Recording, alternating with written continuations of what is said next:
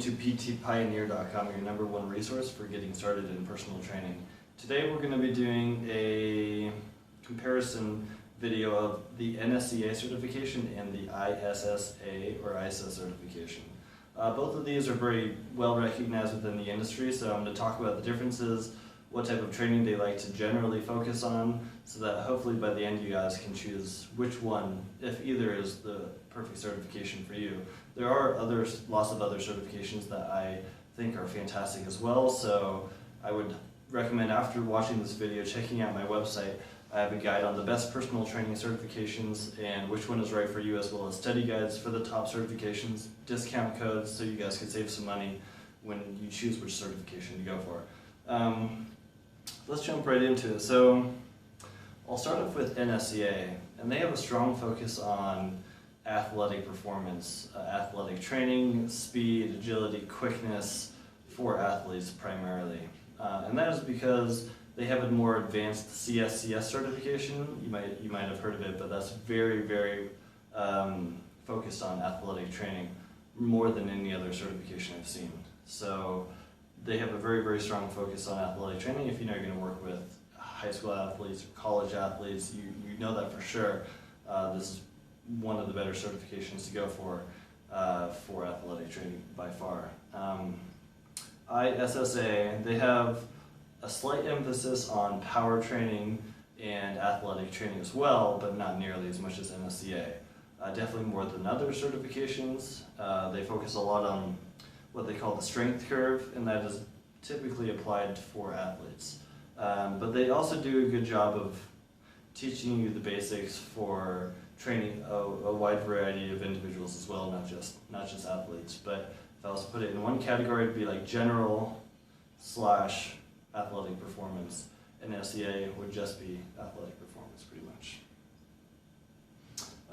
Let me jump right into the study materials, the pricing, and the test for both of them. We'll start off with NSCA. In NSCA, they only provide you one textbook. It's a huge textbook, it's like 600 pages, but that's the only study materials that they provide. They don't provide videos or flashcards or anything like that.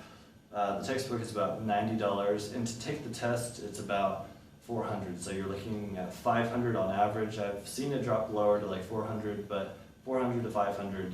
And they do give you a discount if you're a member with them, but the membership will be a yearly membership, which costs $50. So kind of counterbalances. You spend $50, but then you save $50 on the test. And from what I've seen, people don't really use their membership too much at all. From other people I've talked to, as well as myself, I've never used mine. Let's jump right into, let's talk about we talked about the pricing, so let's talk about how difficult the test is for NSCA.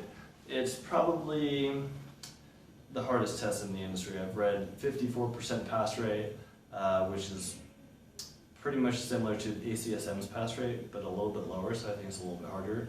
I think the test is very hard, don't get me wrong, but the study materials are so lacking that if you're not a good book learner, if you can't learn straight out of a book and just read all day and then absorb the information and take the test and pass it, it might be very difficult for you, and I think half the people are like that.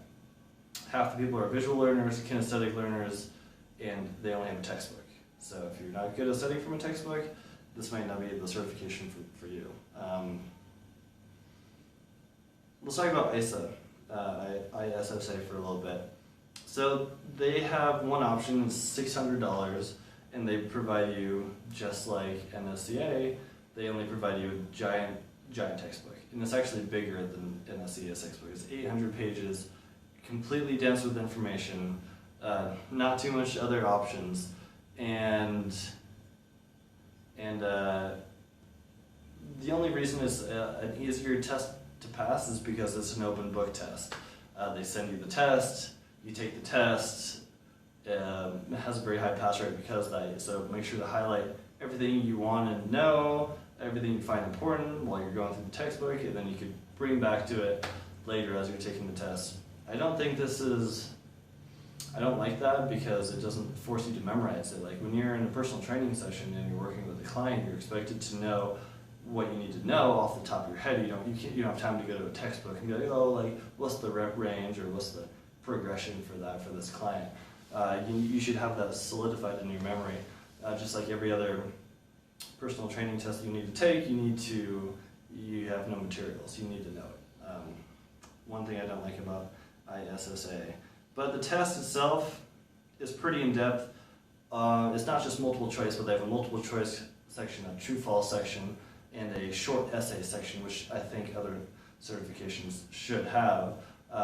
The essay thing is to build a 12-week progressive exercise plan for a specific individual that has specific goals and needs, which is pretty cool. And that's definitely the hardest part of the test, because it's hard to go back into the information and find the right answer. You kind of need to know the majority of it in order to pass that section. But you need to pass each of the 3 sections with a 75% pass rate, and you need to pass the overall test with 75% in order to get certified through ISSA.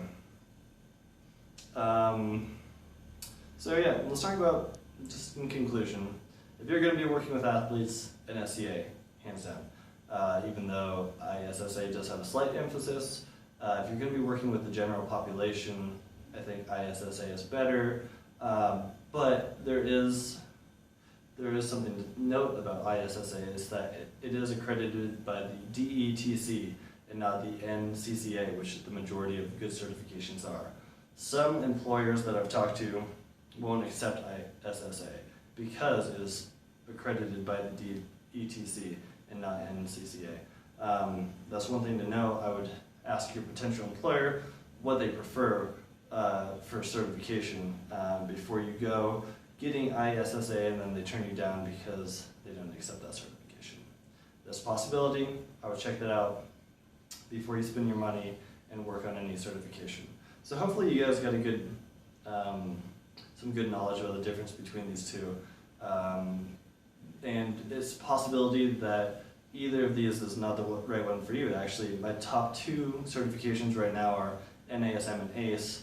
I would definitely check out more comparison articles on my website, as well as my huge guide on all my top 10 certifications and which one is perfect for you and your training style and what you want to accomplish when you become a personal trainer. But I hope this video was helpful, and please give it a thumbs up if it was. Thanks. For study guides and discount codes on some of the top personal training certifications, head to ptpioneer.com. The link will be in the description down below. I have a step-by-step guide on how to become a personal trainer, how to make a lot of money once you are a personal trainer, and much more essential information on getting started as a personal trainer for you guys to check out. Until next time, guys, happy training.